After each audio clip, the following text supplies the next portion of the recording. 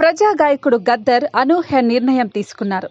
ప్రజా యుద్ధ నౌకగా తెలంగాణలో ఎంత పేరు తెచ్చుకున్న గద్దర్ కేఏ పాల్ ప్రజాశాంతి పార్టీలో చేరారు. కేఏ పాల్ సమక్షంలో ఆ పార్టీ తీర్థం పుచ్చుకున్న గద్దర్ వచ్చే నెలలో జరిగే మునుగోడు ఉప ఎన్నికల్లో ప్రజాశాంతి పార్టీ అభ్యర్థిగా బరిలోకి దిగనున్నారు. గురువారం నుంచి మునుగోడులో ఇంటింటి ప్రచారం చేస్తానని గద్దర్ తెలిపారు. మరోవైపు ఈ నెల 2న పీస్ మీటింగ్ కు పోలీసులు అనుమతి నిరాకరించడాన్ని నిరసిస్తూ చేస్తున్న ఆమరణ దీక్షను కేఏ పాల్ విరమించారు. ఆయనకు గద్దర్ నిమ్మరసమిచ్చి దీక్ష విరమింపజేశారు. కాగా ప్రజా సమస్యల పరిష్కారం కోసం పోరాటం చేసే గద్దర్ తన పాటలతో తెలంగాణ సమాజాన్ని ఎంతో చైతన్యపరిచారు. తెలంగాణ ఉద్యమంలో సైతం ఆయన పాటలు ఎంతో మందిలో స్ఫూర్తిని రగిల్చాయి. అయితే ఆ మధ్య ఆయన ఆలోచన విధానంలో మార్పు వచ్చినట్టు తెలుస్తోంది. గతంలో ఎప్పుడూ ఓటు హక్కు వినియోగించుకొని గద్దర్ ఈ మధ్య ఓటు వేశారు. అలాగే హైదరాబాద్ లో జరిగిన నరేంద్ర మోదీ బహిరంగ సభకు హాజరై అందరినీ ఆశ్చర్యపరిచారు.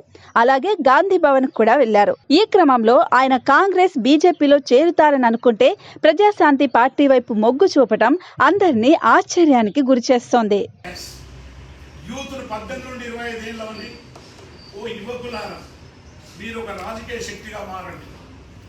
ఇదే నేను తెలంగాణ ఉద్యమం కూడా చెప్పిన రాజకీయ శక్తిగా మారాలంటేనే డిఫరెన్సెస్ వచ్చినాయి. Now also I'm telling that. కాబట్టి నేనేవో రాజకీయమైన పార్లమెంట్ శక్తి కాకుండా ఇంకోటి అనడానికి హక్కు లేదు. కాబట్టి మిత్రులారా, పెద్ద మీటింగ్ పెట్టి పెద్ద ప్రెస్ మీట్ పెట్టి డిబేట్ చేసే కంటే I will going to the practice.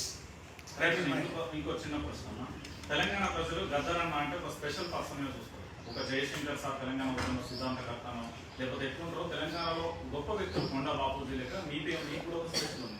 కానీ రాజకీయ పార్టీలో చేరడం వల్ల మీ భవిష్యత్ అంటే రాజకీయ పార్టీగా ఒక పార్టీలో జాయిన్ అయిన తర్వాత మిమ్మల్ని ఒక రాజకీయ నాయకుడిగా గుర్తించే అవకాశం ఉంటుందని అనుకుంటున్నారా? ఇప్పుడు చిన్నప్పుడు మీరు చాలా మంచి ప్రశ్న అడిగారు.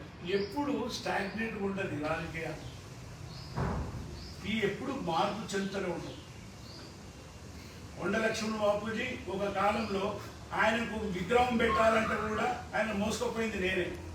కానీ కాలం మారిన తర్వాత అదే పాలకుడు ఈరోజు బొమ్మ పెట్టారు. సో అందుగురించే ఎప్పుడైనా కానీ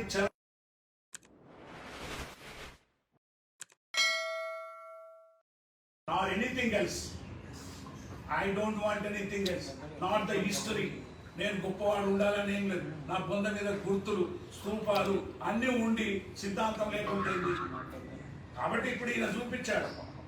ఇది చాలా చాలా గొప్ప విషయం. మీరు ప్రజలకు చెప్పాలి. మీరు అన్నది కరెక్టే. మనం అక్కడ స్టాగ్నేట్ కావద్దు. ఎక్కడైతే తిరుగుబాటు చేయాలని చేయాలి. ఈరోజు కేసీఆర్ గారు అక్కడ భారతదేశం పార్టీ పెడుతున్నప్పుడు ఇక్కడ నేను ఒక గ్లోబల్ పీస్ అంబాసిడర్గా ఇది తీసుకొని ముందుకోబోతున్నాను. అంతే.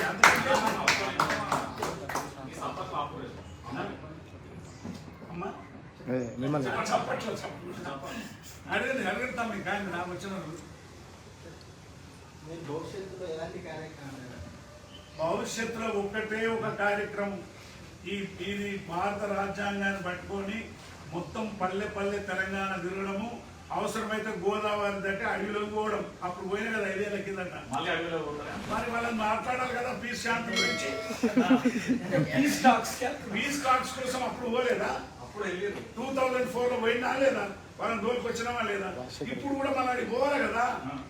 దట్ ఈస్ వాట్ ఎగ్జాక్ట్లీ నా లక్ష్యం. ఇప్పుడు you I might understand. Passport ఉందా సార్ మీకు? పాస్పోర్ట్ ఉందా? పాస్పోర్ట్ ఎందుకురా బాబు, నేనే పాస్పోర్ట్, నేనే పెద్ద పాస్పోర్ట్. ఇదే ప్రశ్న కాంగ్రెస్ ఎంపీలు, బీజేపీ ఎంపీలు హెచ్డి సాంగ్లియానా అడిగారు నాకు. లిబియా వెళ్ళాలంటే వీసా ఉండాలి కదా, అసలు వీసాయే దొరకదు, నాతో వీసాలు ఎందుకంటే అనేక దేశాలు మన ఎంపీని వీసా లేకుండా తీసుకొచ్చారు. అదొకటే కాదు, ప్రెసిడెంట్ ఆఫ్ ఇథియోపియా 2004లో హైదరాబాద్ వచ్చినప్పుడు ఇథియోపియా సమిట్ అయిన తర్వాత డిన్నర్ అవుతుంది.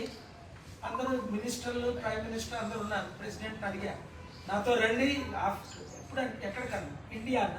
ఎప్పుడన్నా? హాఫ్ అన్ అవర్ తర్వాత వెళ్తున్నాం కదా అండి. మరి నాకు వీసా లేదా అన్న. మీకు వీసా ఏంటండి, నాతో వస్తా అన్న. మీరు హెచ్డి సాంగ్లీ అని అడగండి. ఇప్పుడు వీసా లేకుండా వచ్చి అంటే ఏంటంటే మొన్న పాస్పోర్ట్ నేను ముఖ్య ప్రధానమంత్రి మీటింగ్ పోయినా, అవును తెలుసు కదా, తెలుసు. చాలా మంది మీటింగ్ పోయినా కదా. మనం అందరూ అడిగేది అదే, ప్రధానమంత్రి మీటింగ్ పోయినా. ప్రధానమంత్రి అంటానంటే నేను ఏం చెప్పానంటే, ప్రధానమంత్రి అంటే is the prime minister of India. I'm not seeing him as a BJP leader. అది I got every right to enter పోయినా. పోగానే మనోళ్ళు ఉంటారు కదా డిపార్ట్మెంట్, ఇక్కడ మిత్రుడు మా సెక్యూరిటీ మిత్రులు ఉన్నారు అడగండి, వాళ్ళని కూడా రానియాలి. నన్ను రమ్మన్నారు. నేను పాస్ చూపించిన. పాస్ చూపిస్తే మా డీసీపీ మేడం అన్నది అది ఒరిజినల్ రా డూప్లికేట్ చూడమని అన్నది. ఇక మాది ఒరిజినల్ రా డూప్లికేట్ ఆ పార్టీని అడిగాను, నేనైతే ఒరిజినల్ అని చెప్పాను. అది ఒరిజినల్ రా డూప్లికేట్ ఆ పార్టీ వాళ్ళు తెలుసాలి whether it is the duplicate పా. అంటే అన్న గ్లోబల్ పీస్ అంబాసిడర్ గా పత్రికా మిత్రులారా, నేనే విధంగా ఒక్క మాట, రెడ్ కార్పెట్ రిసెప్షన్ నిన్నలాగా ప్రెసిడెంట్లు ప్రైమ్ మినిస్టర్లు పార్లమెంట్లో గాంధీ గారికి మదర్ తెరిసాకి లేని భాగ్యం నాకు ఎందుకు వచ్చింది? ఒక శాంతిదూతగా సుడాన్ పార్లమెంట్ లో దిలీప్ కుమార్ ఉన్నారు, అడగండి. ఎక్స్ఎంఎల్స్ పార్లమెంట్ లో స్పీచ్ ఇచ్చాను గ్లోబల్ పీస్ అంబాసిడర్ గా. అన్నను ఈ రోజు పార్లమెంట్ లో వెల్కమ్ చేస్తాయి. దీంతో మిత్రులారా, పార్లమెంట్ ప్రపంచ దేశాలు ఇది మాత్రం ప్రచారం చేయండి. This is the base to join in this party.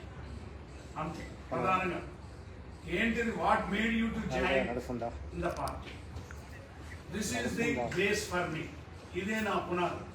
ఇది రాసిన దీంట్లో నా లక్ష్యం కలిగింది. కుటుంబంలో అశాంతి, ఇంటింట చీకటే ప్రతి కంట కనేది. మిడిల్ క్లాస్ వాడికి ఊర్లో ఉన్న అడవికి కట్టెలతోటి పోయి వండుకుంటాడు. జర ఊర్లో అడవిలోడు, ఊర్లోకి వచ్చినోడు గ్యాస్ తోటి వండుకుంటాడు. కానీ సిటీకి వచ్చిన తర్వాత మన గ్యాస్ లోనే సిటీకి వచ్చినాక గ్యాస్ తోటే ఉండాలి, లేకుంటే ఆయన వండనే వండుకో. కుటుంబంలో అశాంతి విడిచిపెట్టు, ఫ్యామిలీలో అశాంతి, దేశంలో అశాంతి, ప్రపంచంలో అశాంతి నెలకొన్నది. మిత్రులారా, ఇప్పుడే ఈ యువతరాన్ని 18 నుండి 25 ఏళ్ళని నా పాటల ద్వారా ఈ శాంతి యుద్ధాన్ని నడిపించకపోతే ఇక్కడ అంతర్యుద్ధం వస్తుంది. రాయండి. ఎందుకంటే ఆర్థిక సంక్షోభం అట్లుంది. There is economical crisis in the world. ఇక్కడ అంతర్యుద్ధం వస్తుంది. అన్నదమ్ములు కొట్లాడుకుంటారు, కుటుంబం కొట్లాడుకుంటుంది, దేశాలు కొట్లాడుకుంటాయి. అటువంటిప్పుడు గద్దర్ లాంటి వాడిని నేను గీత తీసుకొని ఉండే కంటే ఈ గ్లోబల్ పీస్ అంబాసిడర్గానే నేను ఇక్కడ జాయిన్ అయినా. Very clear. దీన్ని తీసుకొని ప్రజల్లోకి పోతాను. ప్రజల్లో పోయే దగ్గర ఓటు అనేది చాలా పవర్ఫుల్ కాబట్టి చాలా పేదోళ్ళు ఆయాల మరి అదే డబ్బులు లేవు, నేను ఎవరికి డబ్బులు ఇవ్వలేను. లేదా నేను రెండే విషయాలు చెప్తాను, ప్రజలకు వినతి చెప్తాను. మీ దయ ఉంటే వేయండి, మీరు వేయకుంటే వేయకూడదు. అంతకంటే మీరు వేస్తే మీకే సేవ చేస్తాను బతికిన రోజు. మీరు కాదు వాళ్ళ సేవనే వాళ్ళ సావే కోరుకుంటామంటే అడ్డపడి వెరీ క్లియర్. అందుగురించే ప్రజాశాంతి పార్టీలో చేరడము ఒక 1 month లోపటి ఇంత నీకు క్వాలిటేటివ్ చేంజ్ ఎందుకు వచ్చింది? 18 ఏళ్ళ నుండి ఎవరు పిలిచినా రాకుండా మంత్రులు ప్రైమ్ మినిస్టర్లు అందరూ పార్టీస్తున్నప్పుడు ఎందుకు పోకుండా ఎందుకున్నాం? సినిమాల ఇండస్ట్రీలో అందరూ పోకుండా ఎందుకున్నాం? ఓన్లీ నాకు ఇదే. నేను గత 3 సంవత్సరాల నుంచి నేను రాహుల్ని కలిసినప్పుడు, సోనియా గాంధీని కలిసినప్పుడు మీరు చూడండి, అప్పుడు ఇట్లనే అడిగింది ఢిల్లీలో. నేను భారత రాజ్యాంగాన్ని తీసుకెళ్లి ఆ మేడంకి ఇచ్చి ప్రజెంట్ ఇచ్చి ఫోటో దిగాను. Save constitution, save democracy. The constitution is refusing now in days. కాబట్టి యువకులారా, యువశక్తిగా మారమని చెప్పడానికి నేను పోతున్నా. దాంట్లో ఎన్నికలు కానీ ఓటు కానీ 1 పార్టీ. అది ఎప్పుడు అది అదే జీవితం కాదు. అన్న ఇది చెప్పారు కదన్నా, ఇప్పుడు దేశంలో ప్రజాస్వామ్యం లేదన్నారు. ప్రజాస్వామ్యము 25% భారత రాజ్యాంగాన్ని ఇంప్లిమెంట్ చేస్తలేదు కాబట్టి ప్రజాస్వామ్యం లేదంటున్నాను. 25% 25% బాబు. Whole world is saying that democracy is dying or if not dead. Okay. Okay, thank you. Okay, thank you. Right. Thank you. చాలా బాగా